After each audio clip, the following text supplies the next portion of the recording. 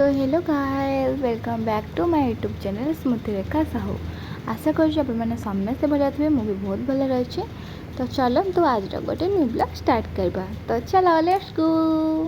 तो मुझे देखा टाइम आसिक 5:20 है। एक्चुअली मुझे उठिले पूरा 4टा तो 4टा तो उठिकी मुझे गाधे फाधे मैंने गाधे नी मैंने सब पैकिंग करके ड्रेस पत्र सब जाक तो ये मुझे बस मेहंदी करी। मेहंदी सीना करूँ कौन हम देखुन तो एमती अवस्था मेहंदीर।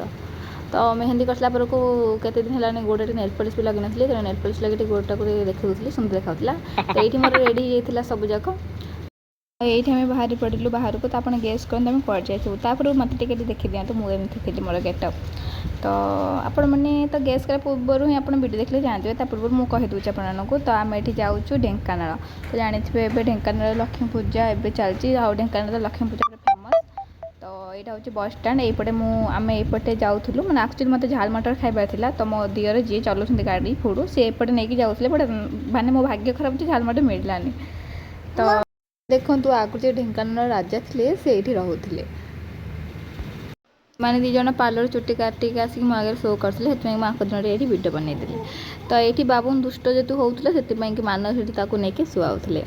तो चलते देखा आगू को एली संध्या हो गला। तो आम समस्त बाहर पड़ू देख माने बुलाबुली करने। तो यहाँ थी मोर लुक। तो चलते एवं जावा देखा ढेंकानाल केमती कौन हालचाल टे। तो एक्चुअली आम जो आड़े जावा सियाड़े गलुनी ढेंकानाल आउ गोटे सैड्रे कौन कि गोटे चलता पूजा। तो सहीटा को आज आम जाइलु। तो पार्ट 2 भी मुझे आनी पार्ट 2 हूँ ढेंकानाल लक्ष्मी पूजा से बुलेबे यहाँ कि लक्ष्मी पूजा नुह आउ गोटे कौन होता। तो से मत ये नहीं जाइए। तो आम जाइलु से भूली जाइए मेला नाटा किंतु जदि आपण मैंने किए ढेंकानाल अच्छा तो मत कह से मेला नाटा कौन मुझे भूली जाइए सॉरी। तो ये सब बुलाबुली करके आसिलु किंतु मु पूरा भूली जाइली।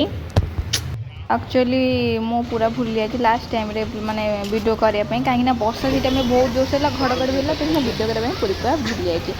तो पार्ट 2 पुणी थे देखा। तो आज ब्लॉग पे ये टाटा।